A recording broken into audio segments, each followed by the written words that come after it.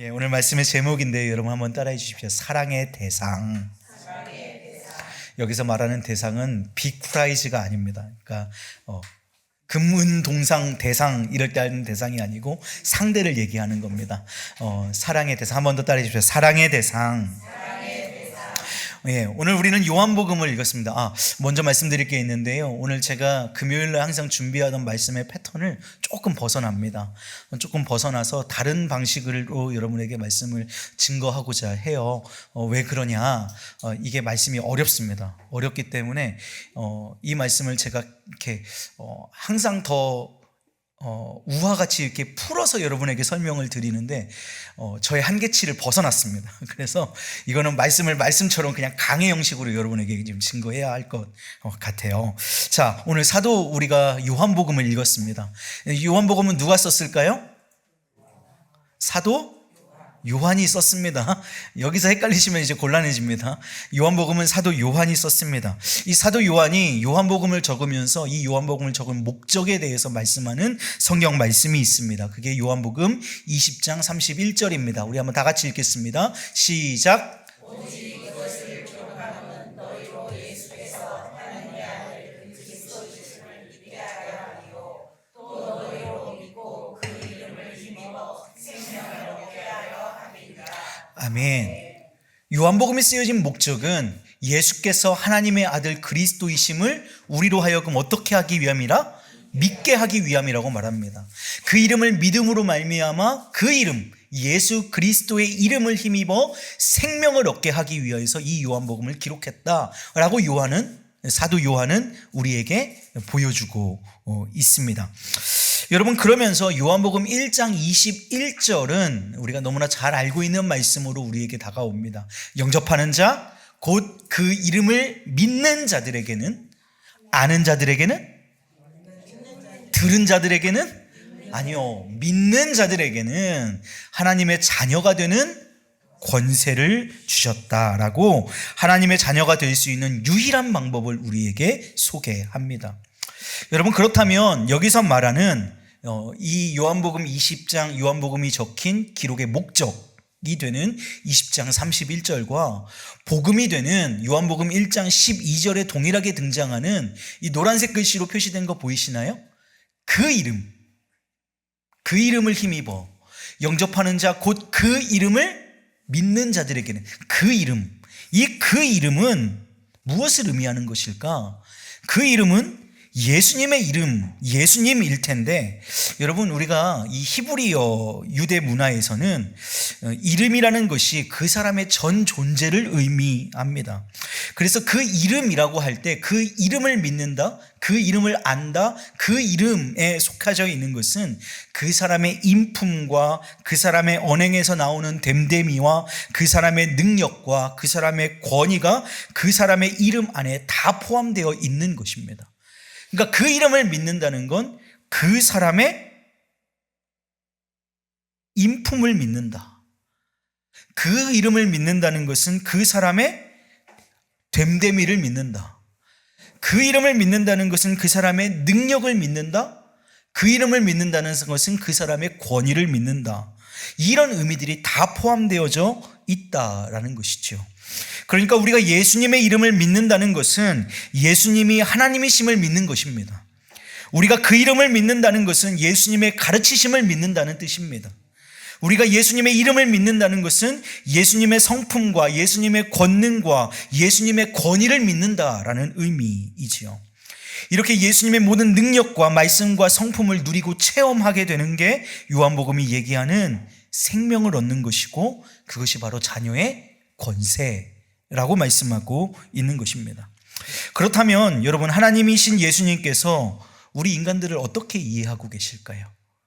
우리가 예수님을 그렇게 믿는 것과 반대로 예수님은 우리를 어떻게 바라보고 계실까? 그것이 오늘 사도 요한이 오늘 본문에서 우리에게 보여주고자 하는 말씀입니다. 여러분, 오늘 본문에 보니까 이 6월절에 예수님께서 예루살렘에 계셨대요. 많은 사람들이 그의 행하시는 표적을 보고 그의 이름을 어떻게 했대요? 믿었대요. 근데 여기에 나오는 믿었다라고 하는 말을 우리는 이미 오늘 말씀 중에 한번 보았습니다. 어디서 보았냐면 요한복음 오늘 2장이잖아요.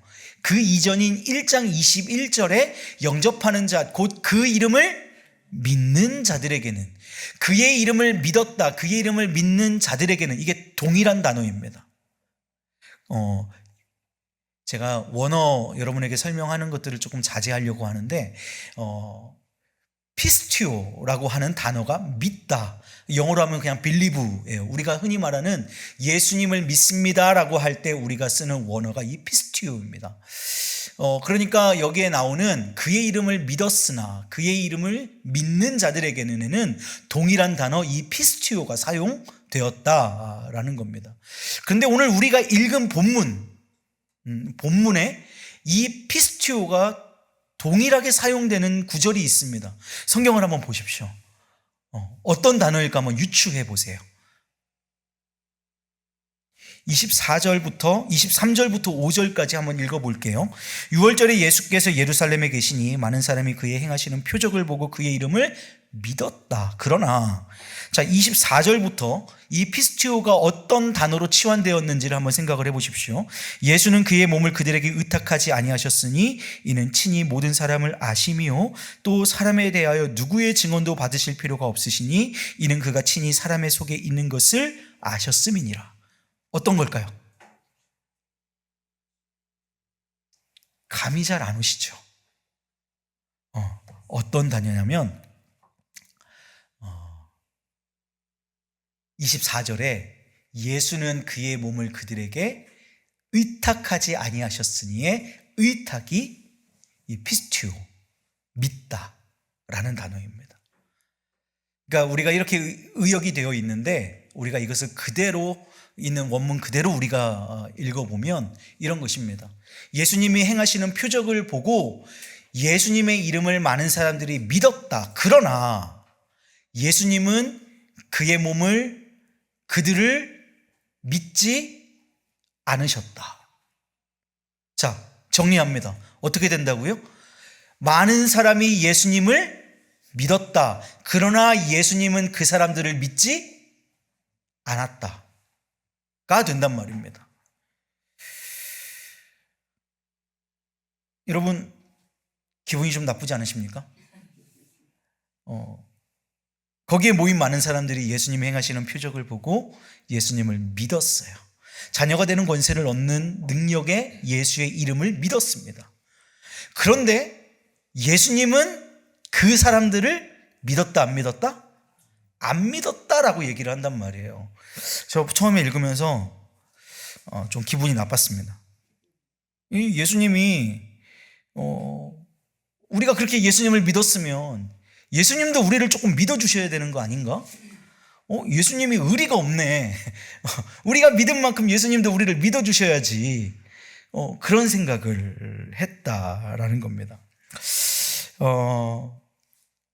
오늘 이 본문이 왜 우리에게 이렇게 기록되어 있냐면 우리가 예수님을 향하여서 믿는 믿음과 예수님이 우리를 바라보시면서 믿지 않으심이 극명하게 대비를 만들고 있는 거예요. 그러니까 무슨 말씀을 드리고 있느냐면 우리가 예수님을 바라보는 방식과 예수님이 우리를 바라보는 방식이 다르다는 걸 얘기하고 있는 겁니다. 자, 간단하게 말씀을 드릴게요. 여러분, 예수님은 우리의 믿음의 대상이십니까? 헷갈리시면 예수님이 우리의 믿음의 대상이십니까? 아멘이십니까? 아멘. 예수님은 두말할 나위 없습니다. 우리의 믿음의 대상이십니다. 우리는 예수님을 믿습니다. 오직 믿음입니다. 우리는 예수님을 믿습니다. 그러나 하나님이신 예수님은 우리를 향한 대상이 우리가 믿음의 대상이 아니라는 거예요. 여러분, 왜 그럴까?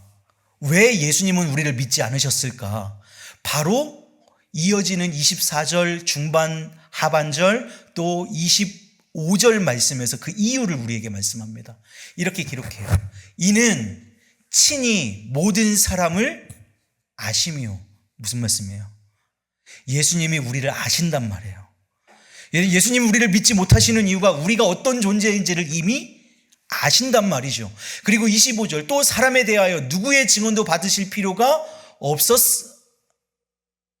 왜냐고요? 그가 친히 사람의 속에 있는 모든 것을 다 아시기 때문이에요. 예수님께서 창조주세요. 그래서 사람이 어떠한 존재인지, 사람이 어떤 타락을 겪었는지, 사람이 어떤 선택을 할 것인지를 이미 너무 다 잘 아신단 말이에요.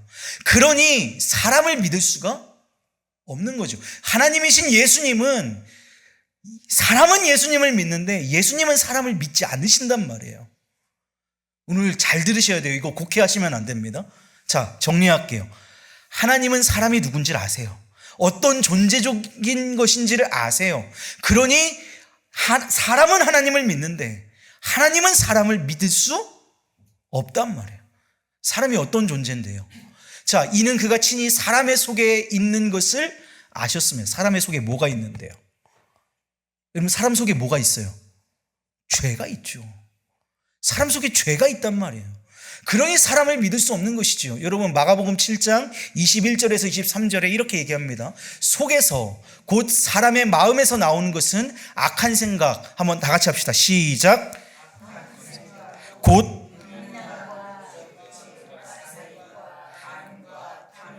악독과 속임과 음탕과 질투와 비방과 교만과 우매함이니 이 모든 악한 것이 다 속에서 나와서 사람을 더럽게 하느니라. 이 위에서 얘기한 이 모든 악한 것이 다 어디서 나온대요? 속에. 우리 속에 있는 것이 다 이런 것들이란 말이에요. 우리가 밖으로 들키지 않지만 우리 안에 있는 건 다 그런 것들이라는 것이죠. 그러니 그 존재를 아시는 하나님이신 예수님께서 사람을 믿을 수 없는 것이 오히려 당연한 것이죠.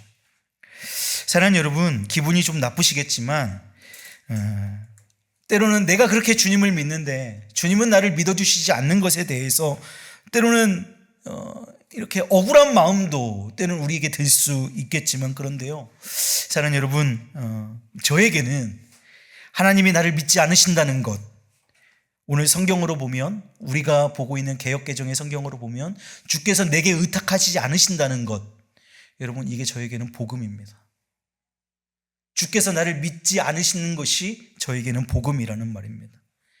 전지전능하신 하나님이신 우리 예수님께서 우리의 마음 안에 있는 악한 동기들과 생각이 있다는 것을 친히 아십니다. 그래서 아무리 놀라운 기적과 표적과 능력을 체험하고 충성을 맹세한다 한들 그것이 오래가지 않을 것도 우리 주님은 아십니다. 심지어 예수님과 함께 죽고 예수님과 함께 살았다고 고백해도 자주 넘어지고 자빠지는 것도 우리 주님 아십니다. 그 주님이 잘 아십니다. 어떻게 아시냐? 나보다 나를 더 잘 아십니다.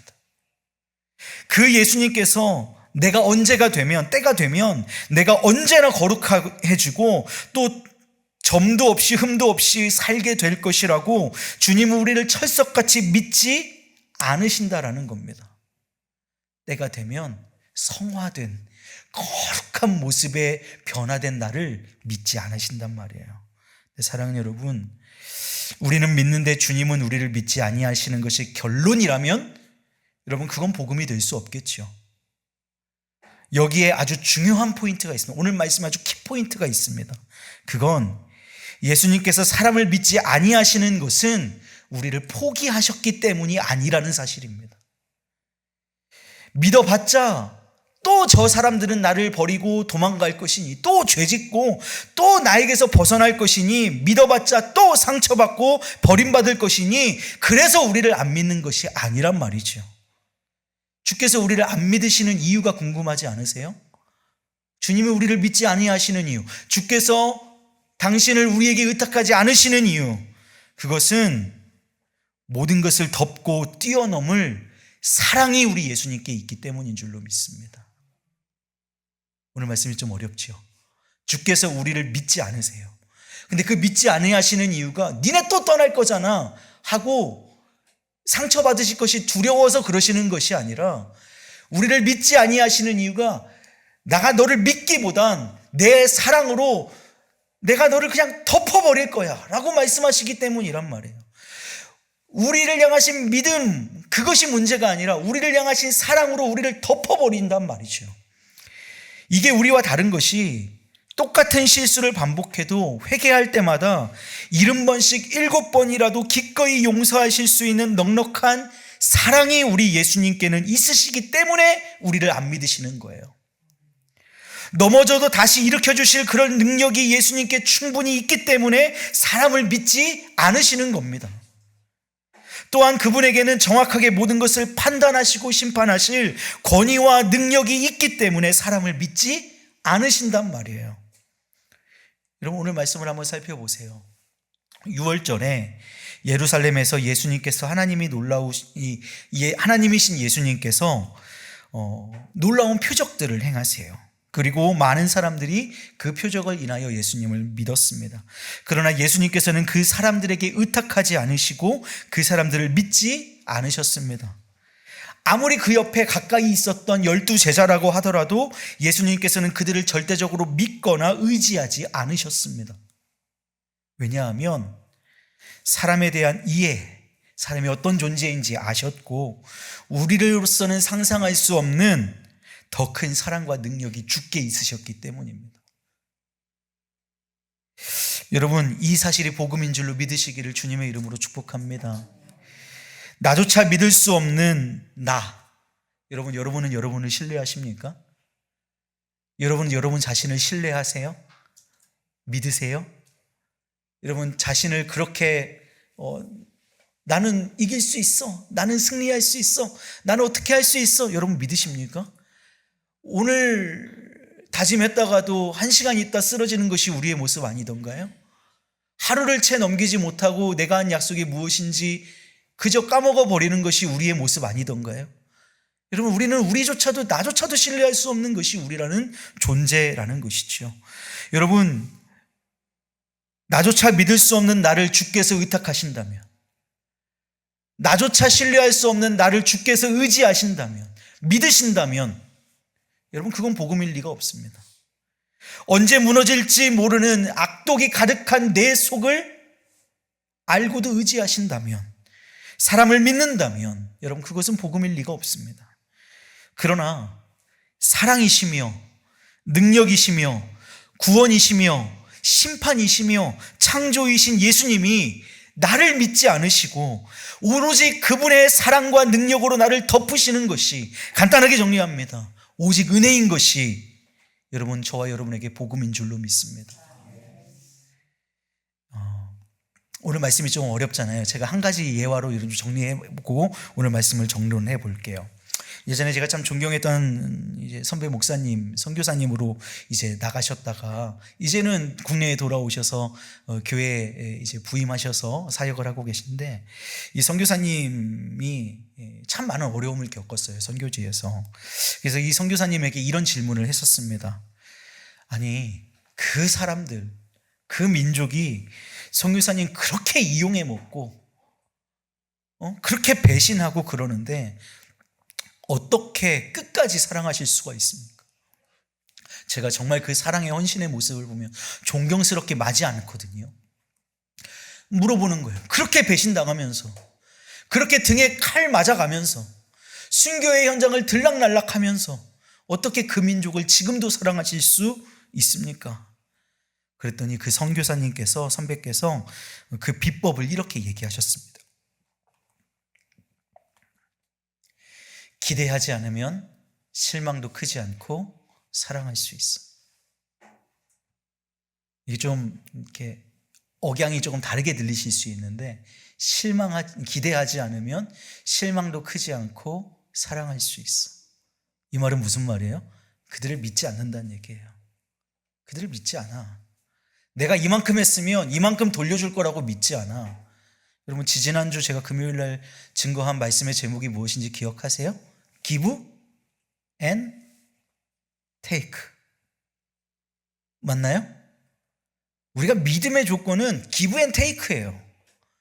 내가 이렇게 믿었으니, 내가 너희를 이렇게 믿어줬으니 너희는 이만큼 내 기대에 부응해야 돼.